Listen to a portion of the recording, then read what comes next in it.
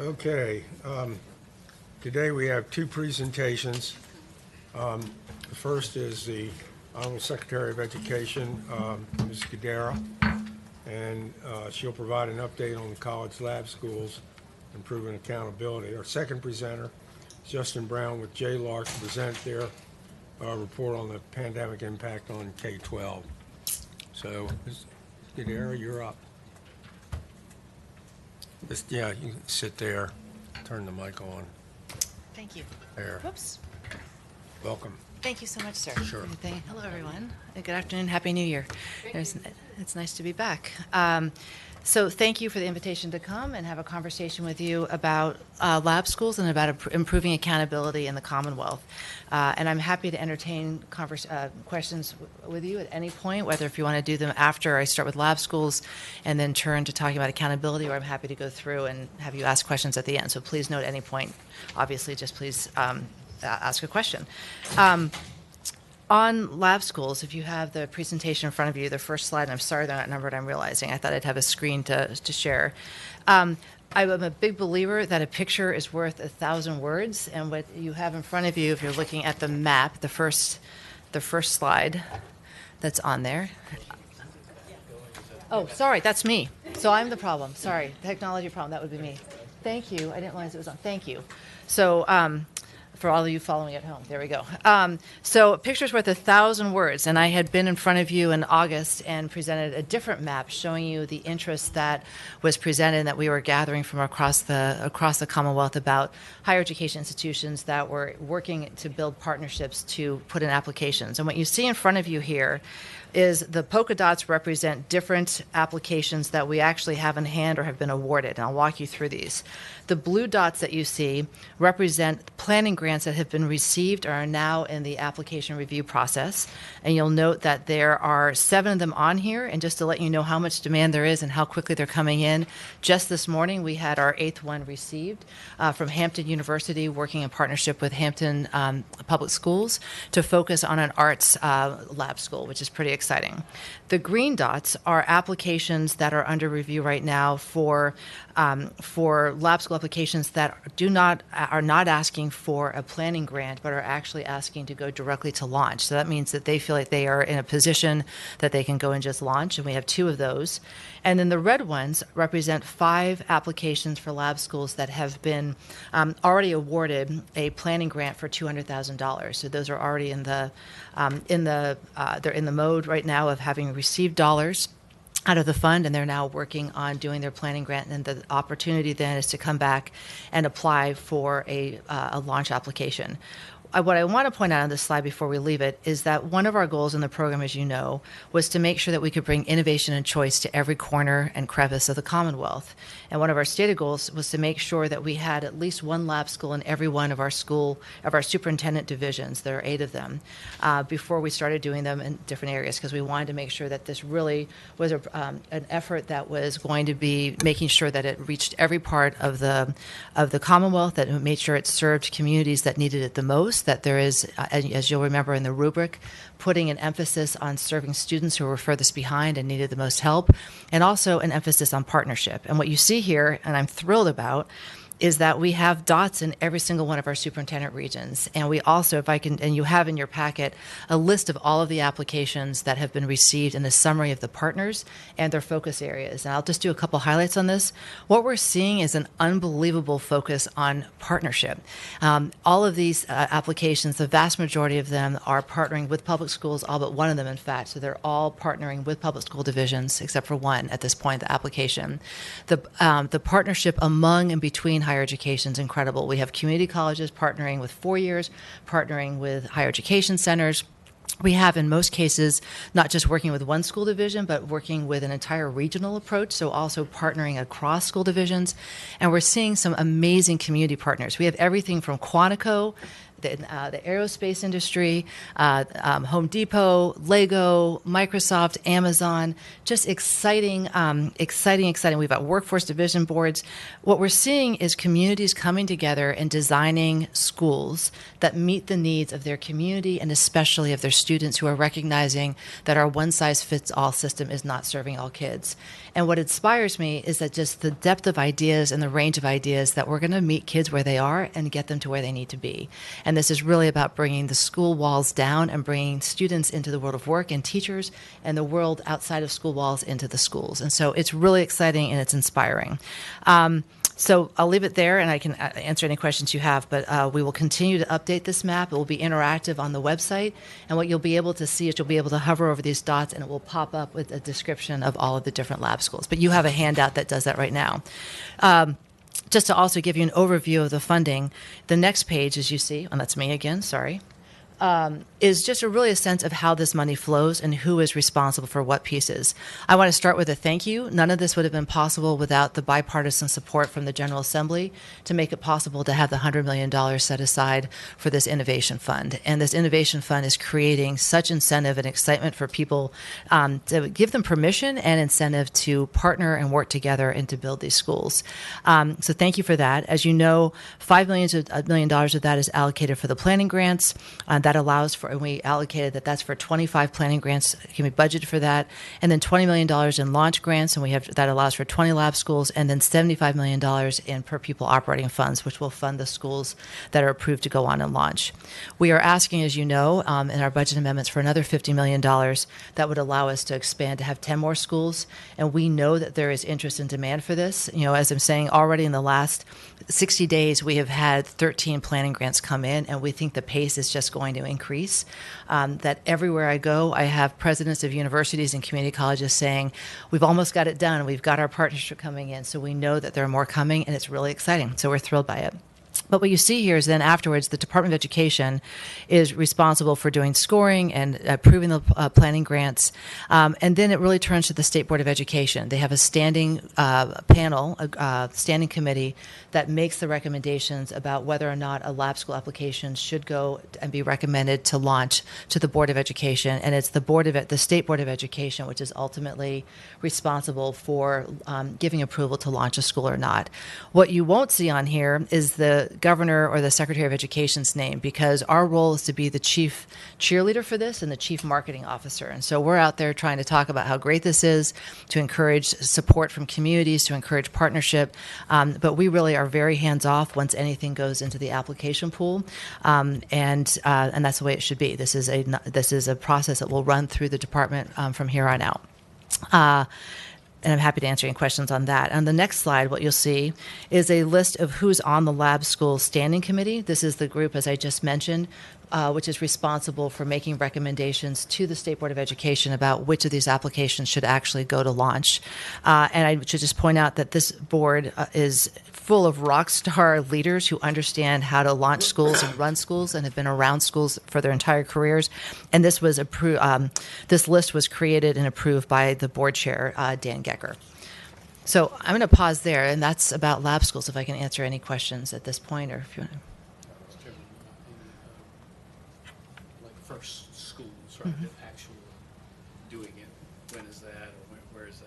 Right? So our hope is, with the process that's being launched, the two that are applied to go direct to launch, they have both had their first initial meeting with the standing committee. The standing committee is now reviewing it. They will do some more reports, and they will make their recommendations to the State Board of Education at the March meeting, and whether or not they go, if they may say yes or no, and the process may be if they say yes. We've heard from both schools applications that they would be willing and ready to launch in September, which is really incredible to think about that. There is no guarantee that they get a yes. I do not know where that process sits, but there's a chance that one or both of them may be able to open in September if the board and the standing committee believe that they're ready to do so.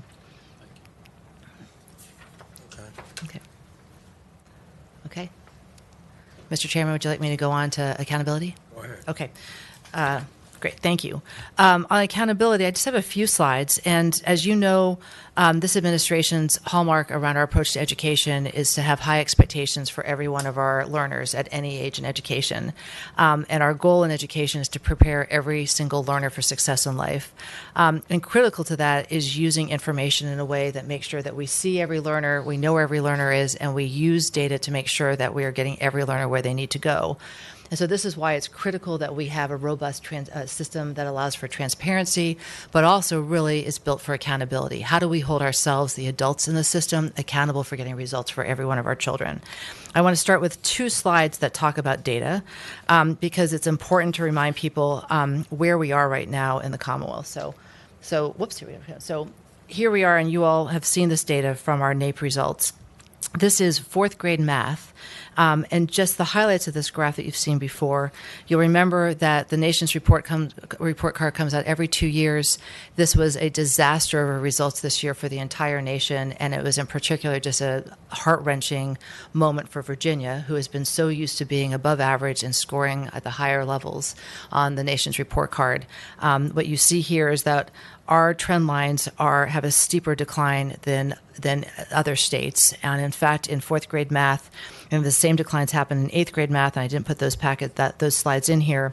But for 4th grade math, we had the largest decline in the nation on 4th grade math and on 4th grade reading. And we know that we were 3 times worse in that decline than the national average, which was already pretty bad. And so there's a great level for concern. And when you see this started to happen not just because of the pandemic, but it started happening in 2017. And there's a storyline here of what happened, and I'll show you on my next slide, that we started having this decline happen before the rest of the nation, and that there were things happening in Virginia about that we had our eye not on the prize in terms of focusing on high achievement for all of our students and building systems that did that. One of those things in 2019 was that the Board of Education lowers the cut scores for math, and so we had lower expectations literally for our students on that one. And that's important to look at. And as we look at the next slide, which is 4th grade reading, I want you just to focus that the last part, we also have that decline from 2017 to 2022, which again starts 3 years before the pandemic starts. The same story of what's happening there. And again, largest declines in the nation. I mean, this is Virginia, Virginia, which has such an incredible reputation, and yet we see these trend lines and the slope of these lines being so dramatic. But I want to use this slide not as a moment to wallow, but as a moment to inspire, because what this chart demonstrates is that we get the results out of the systems and the policies that we design and we adopt.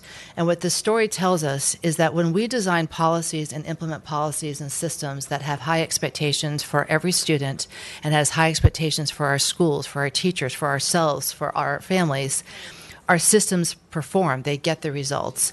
And if I can take a minute, I'd like to walk you through here because it's an important story and one that we need to listen to for today. Virginia was a leader in setting high expectations for every student. Many of you were here back in the 90s. Virginia had this decline when you compare in the orange line Virginia to the national data. We had this dramatic decline, and it was educators, it was policymakers, it was politicians getting together in a nonpartisan way and saying, not on our watch are we going to let this decline happen. And so this is the beginning of our standards of learning. This is the beginning of the standard learning test. And what you see is just this incredible increase, like skyrocketing in terms of our proficiency, and that our schools perform, our students perform, and we are just able to take off.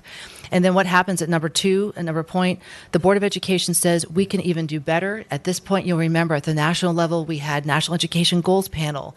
We had the Governors Association. We had IBM leading the business community together. There was a nationwide focus on why high achievement matters and why we need to focus on this. And so here in Virginia, we did the right thing, and we continue to increase our standards because we knew that businesses and higher education said that our standards weren't high enough. And look what happens. The system and our kids perform, and our schools continue to perform, and we just keep skyrocketing up there.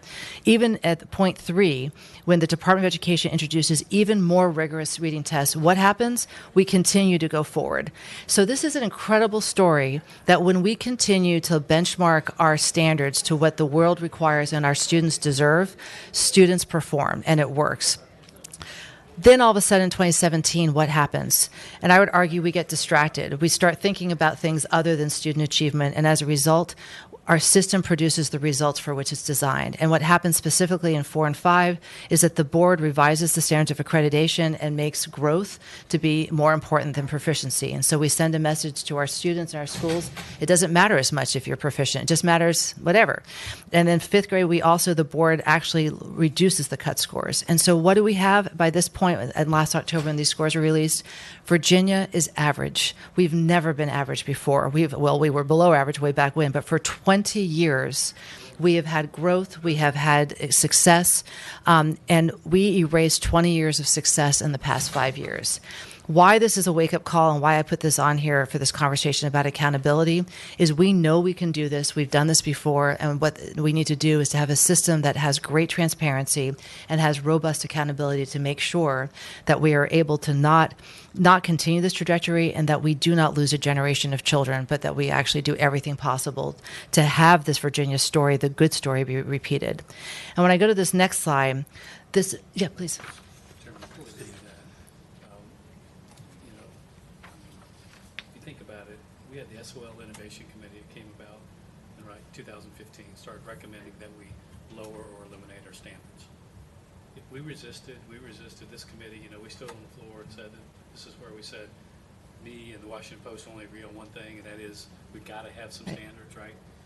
And then this is when it happened, right? 2017, I've never seen a document show. I wish it showed all the other things because there was some lead up to 2017, but clearly this is something that we've got to arrest. I mean, we love our children. We do everything we can for teachers, and but if reading is not occurring, I mean, Louise talked about it this morning.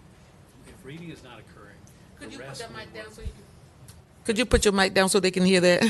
I talked about that this morning. Here, that's- Yeah, it's good stuff. I mean, Louise had the bill this morning. I mean, the fact is, if we don't get the reading, and we don't reverse the trend of 2017, I don't know how we pull out, right? And we could go not only at the national average, we could go below the national average. Here again, one time where the Washington Post was right, and it's right here. That's right there.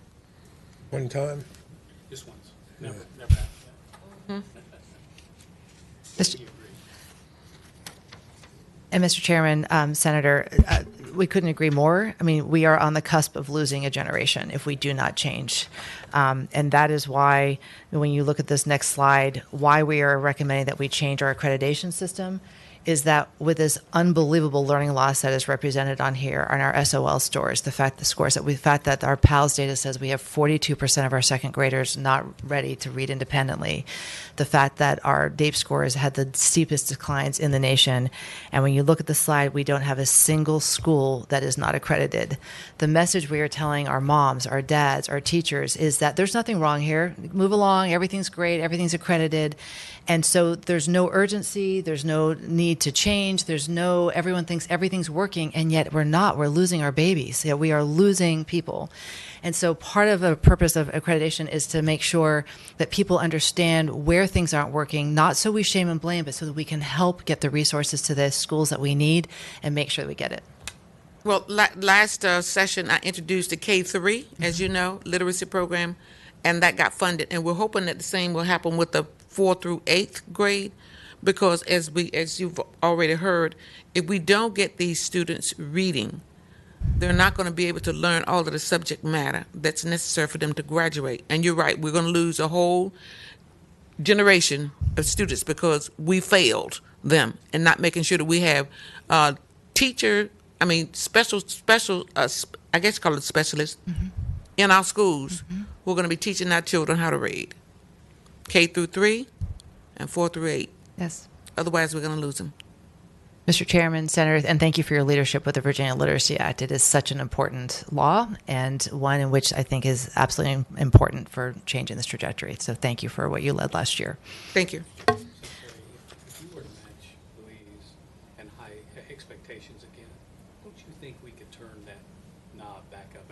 I think it takes both. I think it takes the Louise type bill, but also we need to expect more, measure Yes. more, right? Yes. Like we did pre-17. If we do, we can return back to where we were, right? Mr. Chairman, Senator, if I'll turn the slide to the next one and say amen.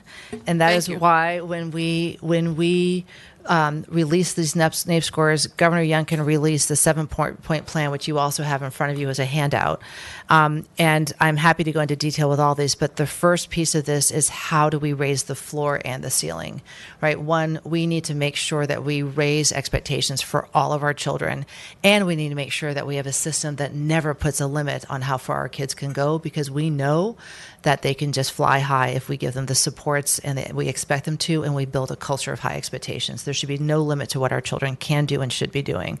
And again, there are many, many pieces of this, and I am always happy to talk about all 7 of these things we have going on, but you asked me to come and talk, so I'm going to focus on 1 and 4, and I'm happy to go back and talk in any more detail about that. But why it matters with the accreditation and accountability reform on 2 pieces. One is that the governor has asked the Board of Education to raise expectations for students from the lowest in the nation. And you might remember that there's benchmarking of our proficiency standards against the nation's report card. And we have the lowest definition of proficiency in the country. There is no reason, and the highest are states like Massachusetts. Our goal is to say we should be expecting more of our students. If Massachusetts is expecting its kids to do this, we should be expecting our kids to do that. We should be benchmarking ourselves against the best in the country and say, of course, Virginia kids can do that. We know that. And we also need to work with our employer community. We need to work with our higher education institutions to make sure we're benchmarking to what they need for their entrance standards. So we make sure that our exit standards are aligned with the expectations for our economy and for our higher education system. And so that's one of the first things that the Board of Education is going to be looking at this upcoming year, is developing a system for how do we go about setting our proficiency scores to expect high expectations, and then provide the supports, such as in the Virginia Literacy Act, to do that. The second piece is that how do we hold ourselves accountable? How do we build a robust accreditation and accountability system that makes sure that everyone knows how well every school is serving every student, so that we can make sure that we are providing resources, supports, training, tools to the schools that are not serving all kids well? Again, not to shame and blame, but to make sure that our goal is to have every school to be successful, every student to be successful. And so how do we change that? And the board is responsible for putting together a plan for that, but we know that can't be done without the General Assembly. And so I know that Superintendent Balo and the Board of Education will be keeping you all apprised, and we'll be coming back and talking with you about key pieces. And my last slide on that, just sharing with you some of the guiding principles that I think will be guiding the board's conversations. And this is a draft that comes from conversations with the board over the last several months and with several stakeholders, lots of stakeholders, that just wanted to give you a flavor of what are going to be the guiding principles guiding the board's development of this. And I just go through. One is the North Star, as we build a state-of-the-art accreditation accountability system, has to be high expectations for every student. Second of all, transparency and access to actionable information is the goal. But the goal, that's not the end goal. It's a way to get into the goal. The goal is to ensure that every student is prepared for life. And how we get there is to have schools that understand how to get there and that they're able to do that. The third piece is that while we need to have both a system that captures academic growth and proficiency, we have to prioritize getting every single student to proficiency. It's the only thing that matters, right? Yes, growth matters as a measure of progress being made, but the goal needs to be proficiency. We have to get our kids there.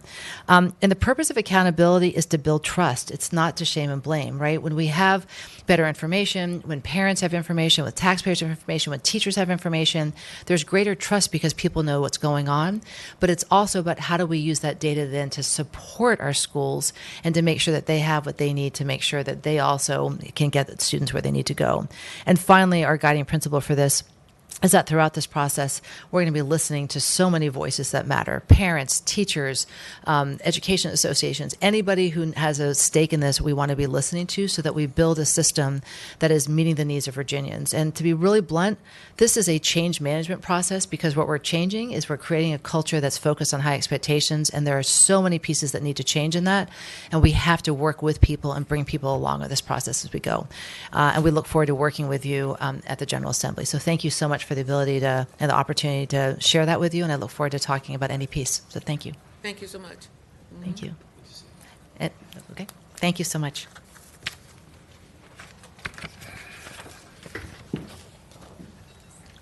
Jay Lark.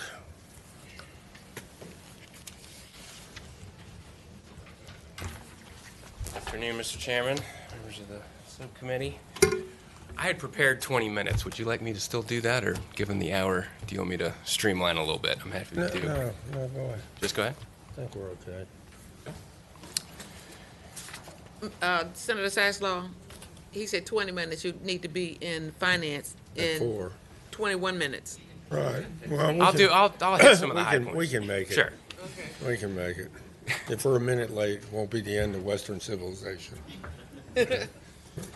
Almost, though. Almost.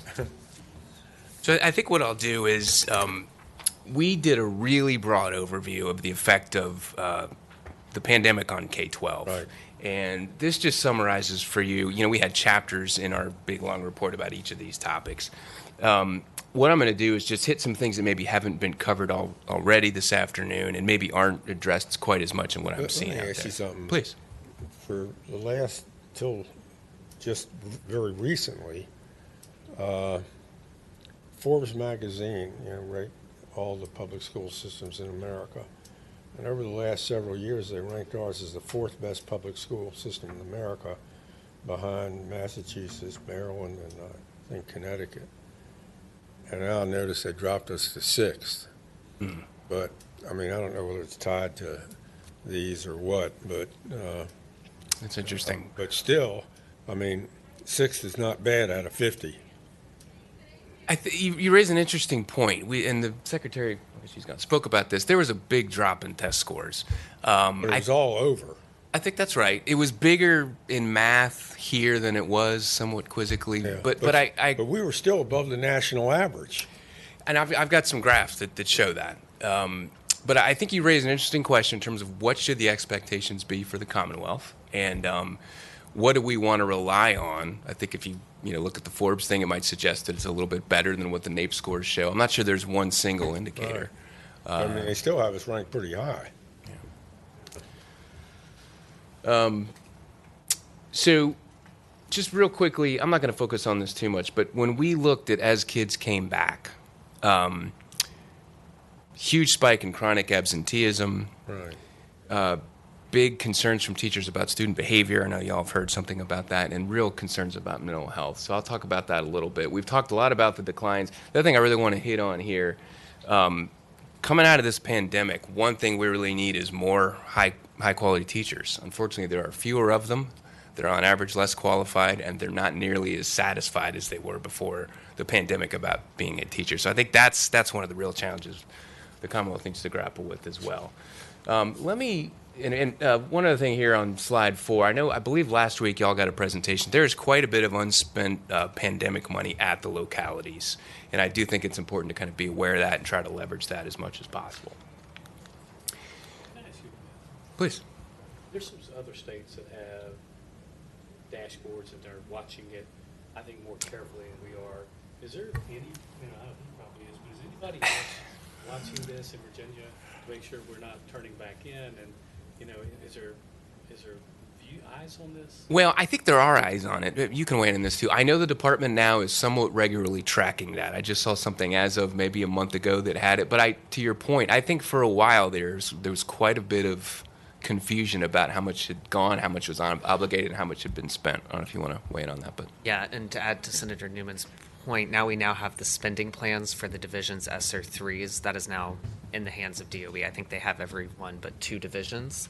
So that is something the superintendent and the department has been looking at to understand more.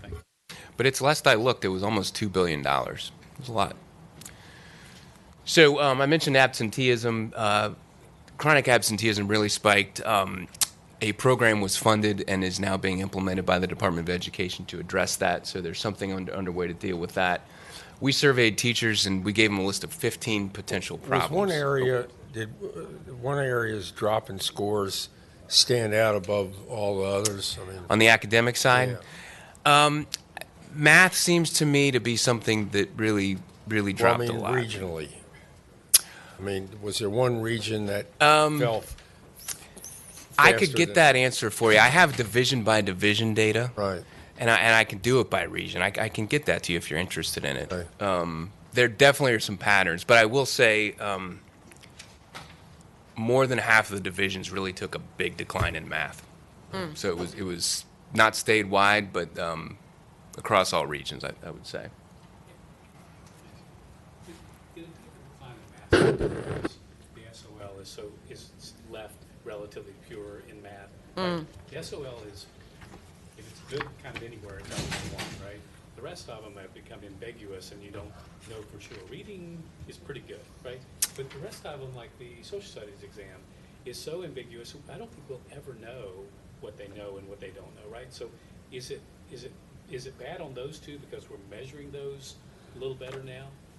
That's an interesting question. I guess the one thing we talked about on the team as we were seeing this data come in is what was it about math? Again, just during the pandemic. And one of the theories is, reading got worse as well.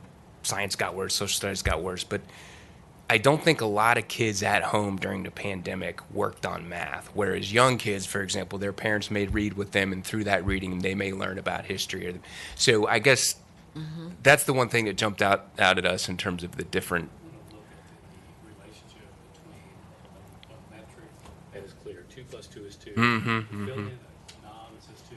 But if you have an ambiguous answer, you don't get that relation. Just something for you to think about is that if you have a metric that's very clear, the precipitous drop-off. Can you all hear him? Would think it'd be high. Can you all hear? They said they can't hear you. It was a pretty good question, just trust me. So. The one thing, Justin, you might want to comment is on the mode of instruction and what you saw in test scores after students returned to the classroom. Happy to do that. Let me just go to the academics here, since there's a lot of questions about that. And which page are you going to be on? Let me just go to page 18 in Okay. your book there. Yeah. So this is just kind of a summary of kind of what went up and what went down. The reality is nothing really went up. Everything went down. But Tyler's point is a really good one here on slide 19. We looked at the relationship between how long a division relied on virtual instruction and decline in their test scores. And there was a very clear relationship. The ones that relied on virtual longer, you saw a bigger decline. What was also interesting, and I think it just shows the importance of having kids in the classroom, as those divisions then came back, the test scores shot up more quickly. So I think to Tyler's point, that role of virtual is pretty statistically meaningful. But do you break these out? In other words, Campbell County just went back, and they just went back to school. That's all there is to it. City of Lynchburg doesn't. We just know by hearing from them that the test scores were like this. But do you have that data? We do, and I can provide it to the committee. We have an online appendix that shows a lot of things by locality, and it would show that. The other point I'd make here on slide 19, since I'm on this slide, and the secretary hit on this as well, it's going to take a while to get out of this. Kids have come back into the classroom. That is helping. Absolutely. But you talk to experts, 3 to 5 years, maybe. Some kids, it's going to be longer. So this is a big problem. It's not an easy fix. 2 years out of school make a big difference. Correct. On slide 20 here, just to make the point that there was already a lot underway, and we talked about reading before. There's quite a bit in the pipeline. I think there needs to be more. But to the General Assembly's credit, there was the Literacy Act. There's been some attention on this already. So I think there's a lot of things, and divisions are doing things. One point I will make at the bottom of slide 20 here, when we talk to teachers, they said in terms of remediation for kids, it's tough, particularly with younger kids, because the kids are tapped out and these teachers are tapped out. So in terms of how quickly you can kind of push the improvement through the kids, they're kind of cautious on that. I think we just need to be mindful of that. So we've talked a lot about reading. I'm going to go through this quickly. It did go down. It's very important. There have things that have already been started. There's some other things in the pipeline that I think are very important. I've talked about math a little bit being an area of concern. So in slide 24, I did want to make the point that when you look at the SOL scores on slide 25, you can see the really big drop when kids came back to school on slide 25. It did rebound, but it's still quite a bit below that pre-pandemic average. And you can also just see the pass rates there for the math scores as well. So one thing Mr. Chairman, this kind of gets to your point. So on slide 26, math scores were lower than the pre-pandemic average in 122 of 132 divisions. So, for example, more than half of the students failed their 8th grade math SOL in 58 divisions. So I think there is some regional pattern, but it really was pretty broad-based in terms of the math decline. So one thing that jumped out to us was within that, if you look at some of the pre-existing academic achievement gaps, unfortunately, for 3rd graders in math, they widened for black students, for Hispanic students. And so that's kind of an area of attention as well, I think. This just shows you something similar to what the secretary was showing you, just the Virginia compared to the national average in terms of math. I think maybe there's one thing I could leave you with. It's that there's been a lot of focus on reading, which is good. The state does not have it's a statewide improvement program for elementary school math. There's the Algebra Readiness Program for middle school kids, but we thought that it might make sense to develop a statewide program to focus particularly on elementary school math. And the governor has something in his budget that I think it's a little smaller than what we envisioned in terms of dollars, but there's something in the budget now to focus on math. The last thing I'll say about academics is when we talked to teachers, they said as kids came back, the difference in academic skill within a class or within a grade was bigger than it was before the pandemic. And so then we said, well, can we measure that? And we went and looked at the SOL scores, and there was just bigger differences within grades and within subjects in the SOL scores. So that kind of validated what the teachers were telling us. And so why that matters is the fix for that is to do individualized instruction, and you put kids into small groups to try to help them focus on what they need help with. But in our focus groups and on our surveys, they said, I just can't do that. If I have a class of 28 kids, I can maybe work with 4 of them. I've got some quotes here. But, And you know, we were talking about that long before the pandemic ever hit, about putting these kids into smaller classrooms and doing specialized training. I'm talking about like 10, 15, 20 years before pandemic. Right. Absolutely. And so to your point, I think ideally you would have smaller class sizes, but we're trying to think kind of tactical and what do you do? One idea would be to, in schools that are maybe really having a difficult time, provide the state share of instructional assistance to help with classroom management, the small group remediation, and just teacher workload. You know, I'm talking a minute about the teacher vacancies. You know, if you have just a higher workload as a teacher because there's more vacancies, instructional assistants could help with that. So I believe I saw Senator Norman actually has a budget amendment in on the Senate side to do something here. This just gives you a sense of some of the dollars. But I think the instructional assistant piece is another thing I would emphasize here in addition to math. I agree. That could really make a difference. So I will just close with probably the most sobering part of this, which is the teacher piece. And you all have heard a lot about this. Slide 37 just shows you when we surveyed teachers about what was toughest for them about the pandemic. You can see student behaviors at the top. They talked about low pay, talk about lack of respect from parents and the public. So some of the things that would fix that are kind of big permanent changes, and our task on this project was to kind of be more targeted and tactical coming out of the pandemic. But I know there's a lot of discussion about teacher compensation, and that's all very valid. Sure. And there's some things underway. There's been some bonuses provided, and via DOE's trying to do some things, but that's clearly still an area of need. 3 points about the teacher workforce. More of them have been leaving than new ones have been coming in, and that's a concerning trend. That's caused vacancies to go up, which is a concerning trend, and we're relying more on provisionally licensed teachers than we are on fully licensed teachers, and that creates some concerns as well. Here we're just overlaying the number of teachers leaving the workforce. This is on slide 40, with teachers entering the workforce, and you can see those things unfortunately are going in the wrong direction. This is a little bit backwards looking. I have heard that it doesn't really look like it's getting any better. On slide 41, we have some data about vacancies. In some conversations with some folks at schools and in some later data, this appears to still be a big problem, that there's a lot of vacancies. I mentioned provisionally licensed here. I'm just showing on slide 42 the increase compared to before the pandemic. Slight increase in number of teachers who are provisionally licensed, but a really big increase in teachers who are teaching out of their field. So maybe they've been trained to teach in one thing and they're picking up something else. Right. This just shows you there's unfortunately some divisions that kind of got the double whammy. recruiting and retention problems and a vacancy problem, also having to rely more on provisionally licensed teachers or out-of-field teachers. So this map just gives you a sense of, during the pandemic, which divisions really felt both of those in a negative way.